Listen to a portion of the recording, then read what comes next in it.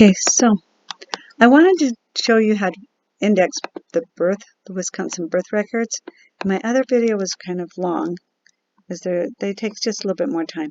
So we're going to try and make this one shorter. So you go to Family Search on the homepage, familysearch.org, the indexing, web indexing. That brings you here. If you have batches open, they will be right there. But you scroll down underneath the progress chart, down to groups, go to Plain City 3rd Ward. I always try to keep us batches that are fairly easy to do and easy to get into. So right here on the left-hand side underneath our chart, you have the batches that I've kept there for you. So here we've got marriage, death, and birth records. So we're going to go ahead and do this birth record and hit index now. I already have done that, so I'm going to go ahead and take you to here. The first time you get into here, you will have project instructions. If you just click on these, they will show you how to find all the different information you're going to have to look for and give you an idea about where it is. And they'll give you a couple of examples usually. They're having a hard time with their examples right now, but there's usually a couple different examples. Okay, I'm going to walk you right through it, so we're not going to worry about that. The first thing you're looking for is their name and information to index. Yes. Your other choice is no, it's a duplicate, and it'd have to be exactly duplicate to mark that one. I've never come across that. Or no extractable data. And every once in a while, you get one that it's blank, you know. But even if it only has a name on it and that's it, you still extract it. That's still a yes. If there's no names, you don't extract it. Okay? So both of these images would be a yes because they both have stuff to get on there. So you would mark those yes. And then after you're done marking those yes, it brings you to this. Okay, so it says, what kind of form is this? And your choice is just certificate or charge out. The certificate is what they are. A charge out is an adoption record, and those, it will say like adoptive parent, biological parent. They're very definite, so you'll know it if you ever get one. Okay, here's the number. They don't want these little numbers, not the local numbers. They want the state register number. It's the big one stamped at the top, 37221. That's the file number. If there's not a big one stamped at the top, it's blank. Don't put one of these other ones in. They only want the big one stamped at the top. If it's not there, it's blank. Okay, now her name. This baby is Judith May. Surname is Radke. And I look here and I look here just to kind of verify that I've got that right. Okay, and then does she have a junior, senior, like any of these things after her name? And no, she doesn't. So that's just a control blank. Okay, and then when was she born? She was born in March. It's just right here under her name. March 25th, 1935. Okay, time of birth is down here at the bottom, 11. And see how it just says 11 p.m.? Okay, I want you to notice over here on this side, the hour and then the minutes. Don't assume it's 11 o'clock because they just didn't put in the minutes. So, and then p.m. If it's 11 o'clock, those two zeros should be there. So if there's no minutes listed, it's blank. Okay, and then she's female. That's right up here, female. Multiple births, says right here, she's single. Okay, and then order of birth, we're going to go control blank because they mean if it's like a twin or a triplet, not how many other kids there are and what order she was in from there. So just do that as a control blank unless it's a twin or a triplet kind of birth. Okay, then it wants to know where she was born. So Sheboygan. And the county is also Sheboygan. The name of the hospital, when it gives an address and not a name of a hospital, that's a home birth. Okay, mother's given name is right here, Mary. Her maiden name, this is her full maiden name, so Angst.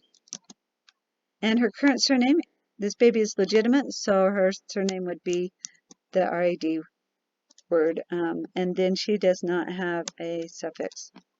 Okay, so 31 years old, her age is right here, 31. Her birthplace is right here, Wisconsin. We cannot assume the country unless it says United States. We have to put blank. Okay, and there is no birth date listed for mother or father. I haven't come across any that have had birthday listed for them. Okay, residence. She's in Sheboygan again. Sheboygan. I don't know whether they meant that to be the city or the county, but since it's the same name for both, I'm just going to go ahead and fill it in for both of them. And the country, again, just blank because it doesn't say specify. So Edward is dad, and his name is the R, and there is no suffix. Here's his birth years, 33. His birth state is right here, Wisconsin. His birth country is not listed. His birth month, day, year is not listed. Okay, and when did they receive this? That's always at the bottom, right here, filed. Okay, so it's April. If there's no date here, leave it blank. Do not put the date from the top. That's not what they want. Sometimes there's a date stamped up there. Don't do that. If it's not here, it's not listed. It's control blank. 30th, 1935. Okay, deceased indicator. It says alive right here. Is there anything on this to say that this baby is dead? If not, then it's no. Nothing to say the baby's dead. Is the mother married? Right here, legitimate. Yes. Okay. Then once the baby's weight and all that, I have not found any that have had weight, measurements, anything like that. So all of these are blank, clear down to there. Amended indicator. So if this has been changed in any way, we need to put yes. But this one doesn't look changed. I don't see different colors of ink. The number's been changed, though.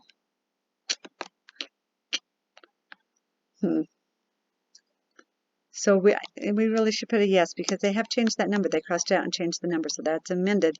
And there is no Social Security number on here. Then we go to the next image. Okay, I did this one to kind of speed us up.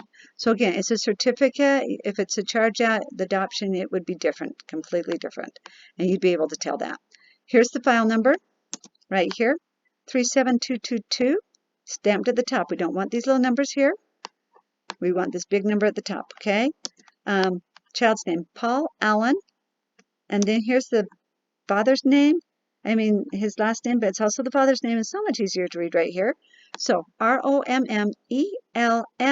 I think it's AUW. So that's what I put. There is no suffix on this one. So that would be a blank. His birth date is March 25th, 1935. So let me scroll this down. If I go down to the bottom, you'll almost always find the time down here somewhere. So 7:38 p.m. All right here. Okay, and then it wants to know whether he's male or female. This baby is a male. Multiple births, it does not have it, so control blank on multiple births and the order of birth. And then we're up to birthplace. Okay, so we got Sheboygan, Sheboygan. So we got Sheboygan, Sheboygan, and then name of a hospital. See, this time we have the hospital name, Memorial Hospital. So we just put that right in there. And then we're on to the mother's information. And her information's over here. We've got Marie. And then her maiden name. This is her full maiden name. Meissner. Okay, and then her name now. The baby's legitimate, so we're going to assume that it would be the ROMM one. Okay, there's no suffix. Mother's age is 32. There is no birth state listed. We know Sheboygan's in Wisconsin, but they did not list it, so control blank and control blank on country. And then I've never seen the mother's and dad's birth dates on these, so that's gone. Actually, I think there was one that I did find that on, but very seldom. Okay, Sheboygan is the residence, so I put that down for both, but didn't list the state, so I have left that as a blank. Oops, too far. So I left the state blank, the country blank, and then we're down to dad. Henry C. There's his last name. No suffix, no junior, senior, or anything like that. 33 years old. He was born in Illinois. Okay. We don't have the country listed. And then we want his birth date, which again is not listed, month, day, year. Then we go down to the registrar. March 30th, March 30th, 1935. Deceased indicator. There's nothing here. Stillborn, nothing. Nothing here to say that this baby died. There's now a big deceased stamped across the top, which a lot of times they do. If that baby dies after it's born, even if it's not stillborn, but before it leaves the hospital, there's a big deceased across the top. So that's there. Okay, is the mother married? Yes. And then we're down to the baby's weight and all that, and it's not on here. So that brings us clear down to amended. And again, they've crossed out this number and changed it. This looks like a different color of ink, although it's not as noticeable as, like, say, this one. See the different color of ink? Okay, so usually it's a lot more noticeable, but this would still be an amended one. And then there's no social security number, and we submit the batch. If you have any questions, give me a call. That's it. We're done.